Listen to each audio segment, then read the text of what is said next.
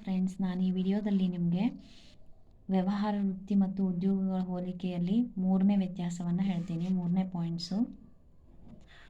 Point ಏನು ಅಂತಂದರೆ ಅರ್ಹತೆ ಅಂತ ಹೇಳಿ. ಅರ್ಹತೆಯ ಆಧಾರದ ಮೇಲೆ ಯಾವ ರೀತಿ ಅರ್ಹತೆ ಅನ್ನೋದು ವ್ಯವಹಾರಕ್ಕೆ ಯಾವ ರೀತಿ, ವೃತ್ತಿಗೆ ಯಾವ ರೀತಿ, ಉದ್ಯೋಗಕ್ಕೆ ಯಾವ ರೀತಿ ಅಂತ ಹೇಳಿ. ಇಲ್ಲಿ ಅರ್ಹತೆ ಅನ್ನುವಂಥದ್ದು ವ್ಯವಹಾರದಲ್ಲಿ ಯಾವ ರೀತಿಯ ಅರ್ಹತೆ ಅಂತಂದರೆ, ಇಲ್ಲಿ ಯಾವುದೇ ರೀತಿಯ ಕನಿಷ್ಠ ಅರ್ಹತೆಯ ಅವಶ್ಯಕತೆ ಇರೋದಿಲ್ಲ. ಅಂದರೆ ಯಾವುದೇ ರೀತಿಯ ಅರ್ಹತೆ ಇದೇ ರೀತಿ ಇರಬೇಕು, ಇಷ್ಟೇ ಎಜುಕೇಷನ್ನ ಮಾಡಿರಬೇಕು, ಆ ರೀತಿ ಯಾವುದೇ ಅರ್ಹತೆಗಳು ಇರೋದಿಲ್ಲ ಅಂಥೇಳಿ. ಇನ್ನು ವೃತ್ತಿಯಲ್ಲಿ ತೆಗೆದುಕೊಂಡಾಗ ಅಲ್ಲಿ ಯಾವ ರೀತಿ ಅಂತಂದರೆ, ಸಂಬಂಧಿಸಿದಂತಹ ಕ್ಷೇತ್ರದಲ್ಲಿ ಆ ವೃತ್ತಿ ಸಂಸ್ಥೆಯೇ ಏನು ಮಾಡಿರ್ತದೆ, ನಿಗದಿಪಡಿಸಿರ್ತದೆ ಅರ್ಹತೆಯನ್ನು ಹಾಗೂ ಪರಿಣತಿಯ ಜೊತೆಗೆ ಏನು ಮಾಡಬೇಕು, ತರಬೇತಿಯ ಅವಶ್ಯಕತೆ ಕೂಡ ಇದೆ. ಫಾರ್ ಎಕ್ಸಾಂಪಲ್, ನಾವು ಅಧ್ಯಾಪಕ ವೃತ್ತಿಯನ್ನು ಕೊಡೋದಾದರೆ ಅಲ್ಲಿ ಏನು ಮಾಡ್ತಾರೆ ಅಂತಂದರೆ, ಅಧ್ಯಾಪಕ ವೃತ್ತಿ ಆಗಿರ್ಬೋದು ಅಥವಾ ವೈದ್ಯಕೀಯ ವೃತ್ತಿ ಆದರೂ ಕೂಡ ಆಗಿರ್ಬೋದು, ಅಲ್ಲಿ ಏನು ಮಾಡ್ತಾರೆ, ಕಲಿತಾನೆ ಆ ವೈದ್ಯಕೀಯ ವೃತ್ತಿಯನ್ನು ಕಲಿತಾ ಇರಬೇಕಾದ್ರೆ ಅಲ್ಲಿ ಇಂಟರ್ನ್ಶಿಪ್ ಅಂತ ಹಾಕ್ತಾರೆ. ಇಲ್ಲೂ ಕೂಡ ಅಧ್ಯಾಪಕ ವೃತ್ತಿಯನ್ನು ಕಲಿಬೇಕಾದ್ರೆ BEdನ್ನು ಮಾಡ್ತಿರುವಾಗ ಒಂದು 2 ಮಂತ್ ಅಥವಾ 1 ಮಂತ್ ಲೆಕ್ಕದಲ್ಲಿ ಏನು ಮಾಡ್ತಾರೆ, ಇಂಟರ್ನ್ಶಿಪ್ ಅಂತ ಹೇಳಿ ಹಾಕ್ತಾರೆ.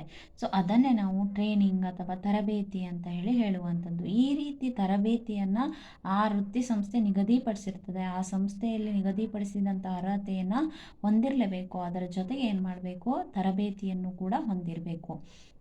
ಅದೇ ಉದ್ಯೋಗದಲ್ಲಿ ಯಾವ ರೀತಿ ಅಂತಂದರೆ, ಉದ್ಯೋಗವನ್ನು ಕೊಡುವವನು ಅಂದರೆ ಅವನಿಗೆ ಉದ್ಯೋಗದಾತ ಅಂತ ಹೇಳಿಕೊಡ್ತೇವೆ. ಯಾರು ಉದ್ಯೋಗದಾತ ಆಗಿರ್ತಾನೋ ಅವನೇ ಒಂದು ಅರ್ಹತೆಯನ್ನು ನಿಗದಿಪಡಿಸಿರ್ತಾನೆ.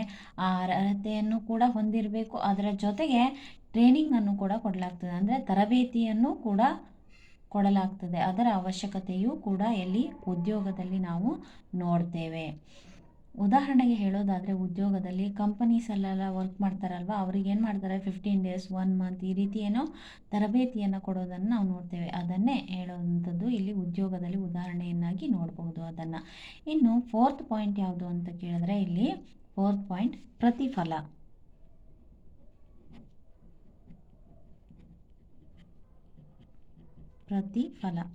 ಪ್ರತಿಫಲ ಯಾವ ರೀತಿ ಇರ್ತದೆ ಅಂದರೆ, ವ್ಯವಹಾರವನ್ನು ಮಾಡಿದಾಗ ಅದಕ್ಕೆ ಅಂದರೆ ನಾವು ವಾಪಸ್ ಏನನ್ನು ಬಯಸ್ತೇವೆ ಅದರಿಂದ ಅಂಥೇಳಿ. ವ್ಯವಹಾರದಲ್ಲಿ ನಾವು ಪ್ರತಿಫಲವಾಗಿ ಲಾಭ ಗಳಿಕೆಯನ್ನು ನೋಡ್ತೇವೆ. ಅಂದರೆ ಲಾಭವೇ ವ್ಯವಹಾರದ ಪ್ರತಿಫಲವಾಗಿ ನಿರ್ಧರಿತವಾಗ್ತದೆ.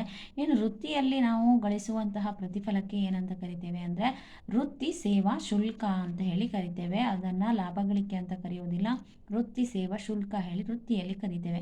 ಅದೇ ಉದ್ಯೋಗದಲ್ಲಿ ಅದನ್ನೇ ನಾವು ಏನಂತ ಕರಿತೇವೆ ಅಂತಂದರೆ, ಸಂಬಳ ಅಥವಾ ಕೂಲಿ ಅಂತ ಹೇಳಿ ಕರಿತೇವೆ. ಅಂದರೆ ಇಲ್ಲಿ ಸಂಬಳದ ರೂಪದಲ್ಲಿ ಅಥವಾ ಕೂಲಿ ರೂಪದಲ್ಲಿ ಏನು ಮಾಡಲಾಗ್ತದೆ, ಪ್ರತಿಫಲವನ್ನು ಪಡೆಯಲಾಗ್ತದೆ ಉದ್ಯೋಗದಲ್ಲಿ.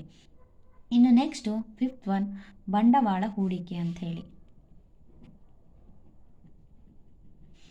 ಬಂಡವಾಳ ಹೂಡಿಕೆ, ಇಲ್ಲಿ ಬಂಡವಾಳ ಹೂಡಿಕೆ ಯಾವ ರೀತಿ ಇರ್ತದೆ ಅಂದರೆ, ವ್ಯವಹಾರದಲ್ಲಿ ಅದರ ಗಾತ್ರ ಮತ್ತು ಸ್ವರೂಪಕ್ಕೆ ಅನುಗುಣವಾಗಿ ಬಂಡವಾಳದ ಅವಶ್ಯಕತೆ ಇರ್ತದೆ. ಅಂದರೆ ಚಿಕ್ಕ ಪ್ರಮಾಣದ ಅಥವಾ ಸಣ್ಣ ಪ್ರಮಾಣದ ವ್ಯವಹಾರ ಆಗಿದ್ದರೆ ಸ್ವಲ್ಪ ಬಂಡವಾಳದ ಅವಶ್ಯಕತೆ ಇರ್ತದೆ. ದೊಡ್ಡ ಪ್ರಮಾಣದ ವ್ಯವಹಾರಗಳಲ್ಲಿ ಜಾಸ್ತಿ ಬಂಡವಾಳದ ಅವಶ್ಯಕತೆ ಇರ್ತದೆ ಅಂತ ಹೇಳಿ. ಇನ್ನು ವೃತ್ತಿಯಲ್ಲಿ ನೋಡೋದಾದರೆ, ಸ್ಥಾಪನೆಗೆ ಇಲ್ಲಿ ಏನು ಮಾಡಲಾಗ್ತದೆ, ಕನಿಷ್ಠ ಪ್ರಮಾಣದಲ್ಲಿ ಬಂಡವಾಳದ ಅವಶ್ಯಕತೆ ಇದೆ. ಅಂದರೆ ಜಾಸ್ತಿ ಬಂಡವಾಳದ ಅವಶ್ಯಕತೆ ಇರೋದಿಲ್ಲ, ಸ್ವಲ್ಪ ಪ್ರಮಾಣದಲ್ಲಿ ಬಂಡವಾಳದ ಹೂಡಿಕೆಯನ್ನು ಮಾಡಬೇಕಾಗ್ತದೆ ವೃತ್ತಿಯಲ್ಲಿ. ಇನ್ನು ಉದ್ಯೋಗದಲ್ಲಿ ನೋಡೋದಾದರೆ, ಇಲ್ಲಿ ಯಾವುದೇ ರೀತಿಯ ಬಂಡವಾಳದ ಅವಶ್ಯಕತೆ ಇರೋದಿಲ್ಲ. ಅಂದರೆ ಇಲ್ಲಿ ಯಾವುದೇ ರೀತಿಯ ಬಂಡವಾಳವನ್ನು ಹಾಕೋದಿಲ್ಲ, ಬಂಡವಾಳದ ಅವಶ್ಯಕತೆ ಇರೋದಿಲ್ಲ.